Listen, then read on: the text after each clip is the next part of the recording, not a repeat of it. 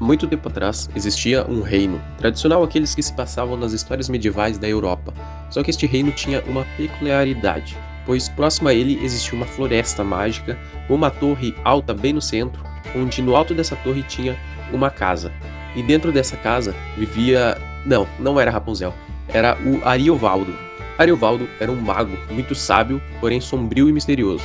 Também era o único que conseguia atravessar a floresta mágica e chegar à torre, ao qual a fez de sua casa. Afinal, já que era o único que conseguia atravessar a floresta, era o lugar mais seguro possível para se ter uma casa naquela época. Ariovaldo ajudava muitas pessoas na cidade com sua genialidade, mas nunca contou o segredo da floresta para ninguém. Até porque se contasse, sua casa não estaria mais tão segura, não é mesmo?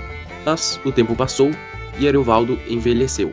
Já doente, no fim de sua vida, aos cuidados de um médico da cidade, ele suspirou suas últimas palavras. A floresta é mágica, defende o sentido da vida, que se encontra no centro da floresta, dentro da minha casa, no alto da torre. Muitos se arriscavam ao tentar encontrar o sentido da vida, pois a floresta possuía armadilhas que poderiam ser até mesmo mortais. Algumas pessoas declaravam que logo depois que entravam na floresta, existia uma muralha gigante que impedia a passagem de qualquer um. Porém, nem todos compartilhavam da mesma ideia, tanto que outros diziam que não existia muralha nenhuma, porém que caminhavam durante dias e parecia que nunca iriam conseguir chegar na torre.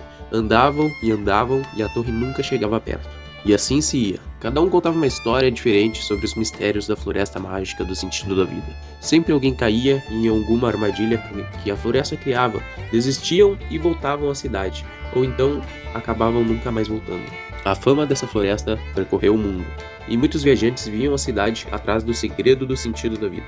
Mas ninguém nunca chegou à sala no alto da torre, até que um dia, um herói destemido, que veio de muito longe, chegou à cidade. Esse herói, há muitos anos, vinha buscando pelo sentido da vida, conquistando tudo o que era possível pelo caminho, e escutou sobre os boatos extremamente interessantes da floresta misteriosa. Ele possuía ouro, mulheres, tropas, muitas terras e tudo mais que um homem podia querer. E, ao descobrir que poderia finalmente descobrir qual era o sentido da vida, ele ficou obcecado. Afinal, ele tinha de tudo, mas parecia estar doente por um vazio existencial. Foi então que decidiu que iria vencer a floresta e, se os boatos fossem verdade, descobriria o sentido da vida e iria revelá-lo a toda a cidade. Chegou a anunciar para todos que poderiam esperar que logo ficariam sabendo do segredo. Organizou sua tropa e, não sendo bobo, escutou os boatos. Sabia que algo poderia acontecer-lhes no caminho.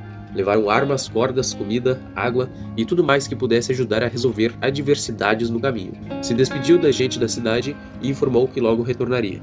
Este novo herói não era bobo mesmo, porém sofria de uma autoconfiança exagerada, mas que talvez seja essa autoconfiança que o levava a conquistar tanto nessa vida. Ele não tinha medo de nada, e em situações que era certa a sua derrota, ele contornava a situação e conquistava aquilo que desejava.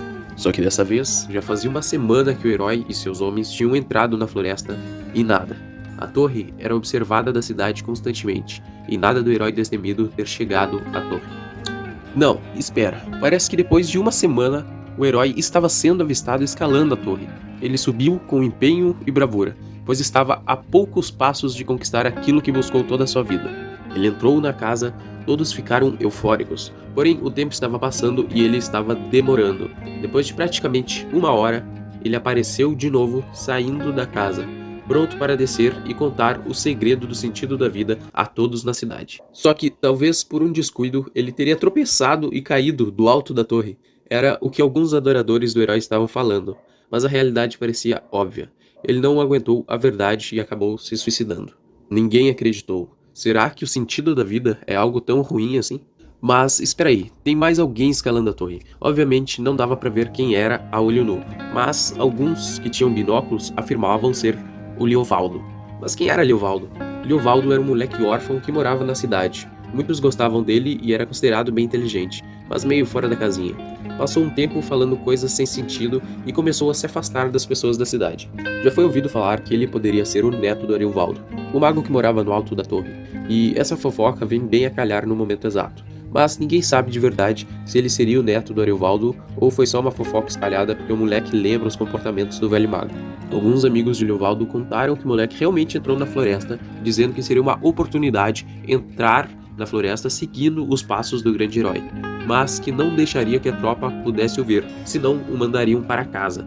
E esse era o plano de Leovaldo, que agora está subindo a torre e muitos torcem para que ele desista. Afinal, pode dar de cara com algo tão perturbador que o próprio grande herói não aguentou suportar. Outros estavam torcendo para o moleque conseguir e trazer o grande segredo, e ainda outros diziam que era realmente o neto de Ariovaldo e que guardaria o segredo com ele para viver em paz na casa. Mas depois de entrar na casa, o moleque não saiu mais. Escurecia e nada dele. Porém, no outro dia pela manhã, o Leovaldo foi avistado descendo a torre, e depois de uma semana, quase toda a tropa do herói tinha retornado, informando o quão amedrontador aquela floresta poderia ser por dentro. Perguntaram o que aconteceu com o herói, e a tropa não soube explicar, mas ficaram com medo de subir a torre depois do que o herói poderia ter passado lá dentro. Também perguntaram sobre o moleque Leovaldo, que tinha ido junto com a tropa, e informaram que nenhum moleque tinha ido com eles, afinal, eles teriam mandado o moleque voltar o caminho para não correr perigo, e lamentaram, pois já deveria estar morto a essa altura. Foi então que no meio das árvores o Leovaldo saiu, pensativo e parecendo mais aéreo do que nunca, e o alvoroço começou. Todo mundo queria saber o verdadeiro sentido da vida, e quando Leovaldo foi deparado com o julgamento de que obviamente iria guardar o segredo para si, para ninguém mais entrar na casa, assim como seu avô, Leovaldo proferiu o seguinte: "Eu não sei se ele era meu avô ou não, sei que era um homem muito inteligente e que se ele guardou o segredo para si, foi por alguma boa razão. Razão essa que desconheço ou que talvez eu não concorde, pois eu irei revelar o segredo." E bum, a galera foi à loucura. Então todos ficaram quietos para ouvir qual era o sentido da vida. Porém, Leovaldo continuou: "Bom, eu lamento, não sei o que dizer assim para vocês, mas eu vou precisar de um tempo para pensar e em como poder explicar para vocês o segredo." Foi então que somente no outro dia, Leovaldo entregou papéis aos quais todos poderiam lê-los para entender melhor o segredo do sentido da vida. E nesse papel existia uma lista de 15 dicas aos quais vou descrevê-los agora. Dica 1. O sentido da vida não cobra compreensão, mas é mais fácil ganhar um jogo quando se conhece as regras. Dica 2. Quem busca tanto por um sentido da vida claro e óbvio e definido pode se deparar com um vazio existencial. Dica 3. A jornada pelo sentido da vida é perigosa. Se prepare antes, senão poderá acabar pior que antes. Dica 4. O sentido da vida nunca existiu e nunca existirá, até que você o crie e o cultive. Dica 5. O sentido só existe quando existe um ponto de início e um ponto final definido. Dica 6. O sentido da vida é quebrado toda vez que você desiste ou esquece de um sonho, sem chegar até o final.